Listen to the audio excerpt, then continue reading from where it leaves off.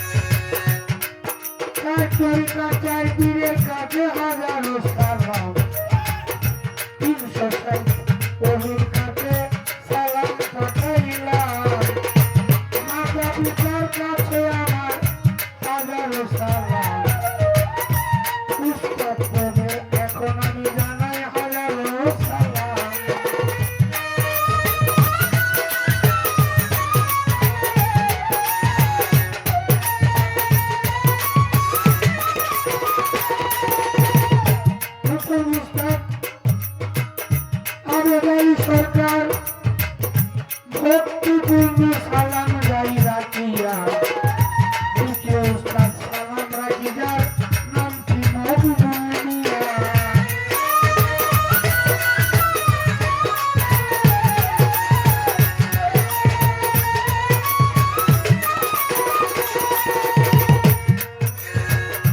দুজন গেলেন চলিয়া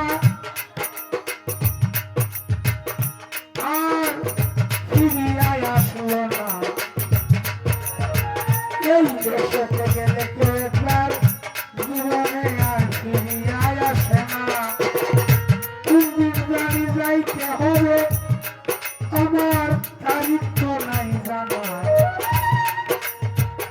মনের মধ্যে সব সময় আছে এই ঘোষণা।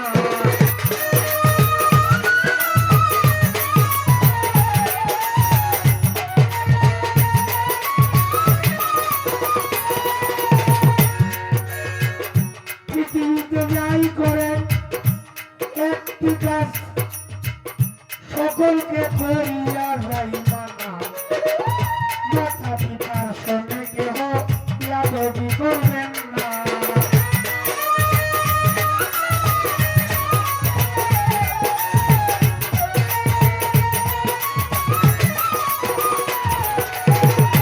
সেই হলো কপাল পুরা যে মাতা পিতার সঙ্গে ইয়াদবি করিল, রাসূলকে সাফায়াত করবে না তারে, এই কথা আমার নবীজি বলিল।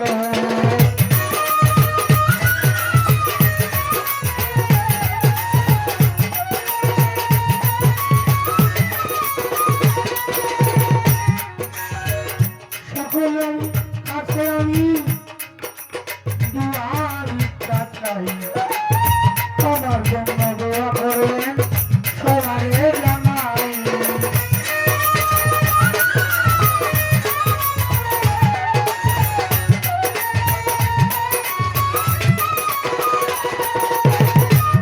শিল্পী এবং বাদক যারা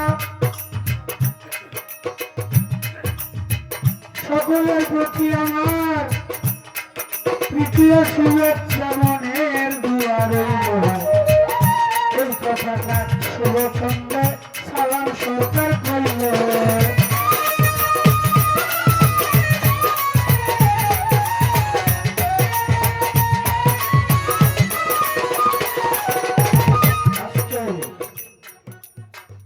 যাক, কথা বললে কথা শেষ নাই,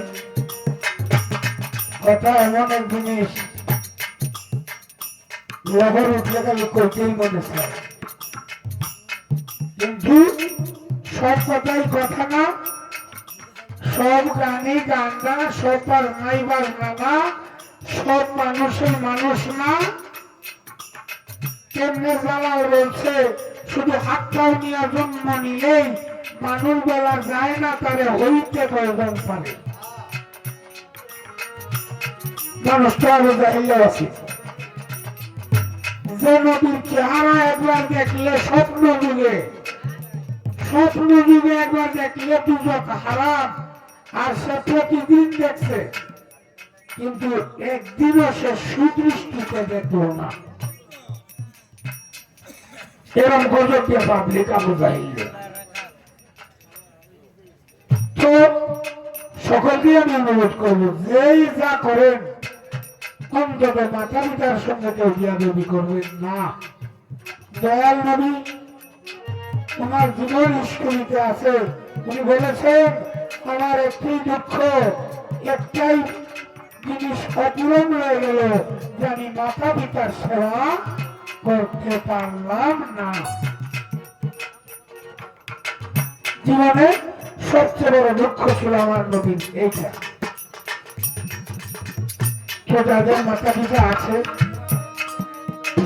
দয়া করে আপনার যদি সন্তান হয়ে থাকে, আপনার সন্তানটাকে আপনি কিভাবে লালন পালন করতেছেন, দিনের মধ্যে কয়শবার শুনবাইতেছেন, এবার চিন্তা করবেন যে আমিও তো একদিন এরকম শিশু ছিলাম, আমার মাতা পিতাও তো আমার এইভাবে করছে। কাজে এই বেয়াদবিটা করলে আল্লাহ নিজে বলছে আমি তাকে বান্দা বলে স্বীকার করি না, আর আমার নবী বলছে আমি তাকে আসরের দিন সাফায়াত করব না। তো যাক, গান সবে মাত্র শুরু, যদিও সুনীল কর্মকার আসতে পারে নাই, এখানে আমরা ছোট বড় যাই আছি, আমরা শিল্পীরা সবাই এক ডেগের ভাত, আমরা শিল্পীরা সবাই এক ডেগের ভাত। তো আপনারা যদি ধৈর্য সহকারে গান শোনেন সারা রাত্র, সবাই আমরা মিলে মিলে চেষ্টা করবো আপনাদের মনে ভালো ভালো গান উপহার দিয়ে আপনাদের মনটাকে একটু নরম করার জন্য, আল্লাহর পথে ফেলে দেওয়ার জন্য। ধন্যবাদ সবাইকে।